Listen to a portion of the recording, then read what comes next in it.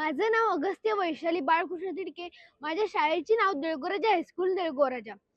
आज आपण जे थ्रेशरचा उपयोग करत आहे पिकांची मळणी करण्यासाठी, तर जेव्हा त्या मळणी यंत्राच्या ज्या ठिकाणून भुसा बाहेर पडतो आणि भुसातील डस्ट पार्टिकल्स यामुळे आज आपलं नेचर एअर पोल्युटेड होत आहे. म्हणूनच मी तयार केला आहे agro dust cleaner, a smart solution to clean agricultural dust and improve air quality. माझा हा जो प्रोजेक्ट आहे हा कचरा विभाजन आणि सिंपल मेकॅनिझम या सिद्धांतावर अवलंबून आहे. आता हे जे ॲग्रो डस्ट क्लीनर आहे, तर मळणी यंत्राच्या ज्या ठिकाणाहून भुसा बाहेर पडतो त्या ठिकाणाला जोडलेले एक कंपार्टमेंट आहे. तर या ठिकाणी काय आपण ते थ्रेशर आणू शकत नाही. मग थ्रेशरचं काम हा ब्लोअर करणार आणि जेव्हा मी याला मळणी यंत्राला जोडेल तेव्हा भुसा डायरेक्ट या ठिकाणाहून जाईल. पण या ठिकाणी आपण भुसा टाकण्यासाठी या ठिकाणी आपण ते चेंबर तयार केला आहे. आता आतमध्ये कोण आहे, जेव्हा तो भुसा येईल तेव्हा तो कोनला जाऊन ताडेल आणि तो बाहेरच्या साईडला फेकला जाईल आणि ग्रॅव्हिटेशनल फोर्सनुसार जे भुसा आहे तो या ठिकाणी जमा होईल आणि ती जी डस्ट आहे ती डस्ट समोर या ठिकाणी येईल आणि या ठिकाणी मी सायक्लोनिक प्रिन्सिपलचा यूज करून ती डस्ट या ठिकाणी जमा केली आणि जी शुद्ध हवा आहे ती या ठिकाणाहून बाहेर चालल्या जाते.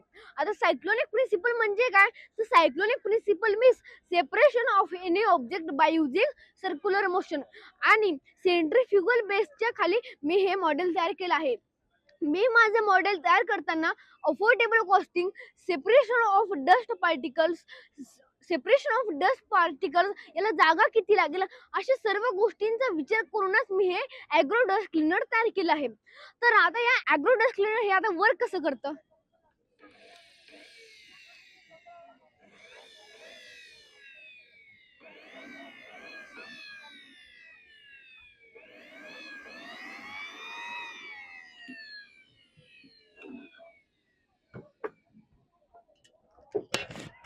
आता तुम्ही बघू शकता की या ठिकाणी तो भुसा जमा झाला आणि या ठिकाणी ती आता डस्ट जमा झाली आणि यामुळे काय होईल, जे आपलं पर्यावरण आहे ते पर्यावरण आपलं स्वच्छ आणि सुरक्षित राहील.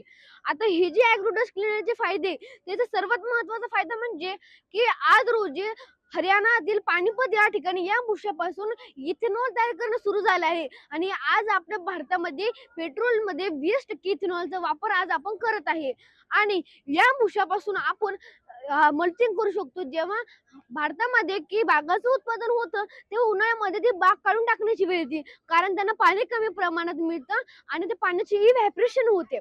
समजा आपण त्या बागांभोवती अशी भुशाची मल्चिंग केली तर त्या ठिकाणचा ओलावा टिकून राहील, ते पाण्याची इव्हॅपोरेशन होणार नाही आणि समजा हा भुसा त्या ठिकाणी सडला देखील तर त्याचे इव्हॅपोरेशन होईल, सडला देखील त्याचे सेंद्रिय खत तयार होईल.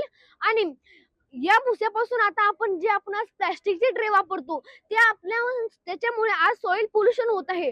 पण मी या भुशापासून हे ट्रे तयार केले आहे जे आपल्या मातीसाठी खूप चांगले आहे.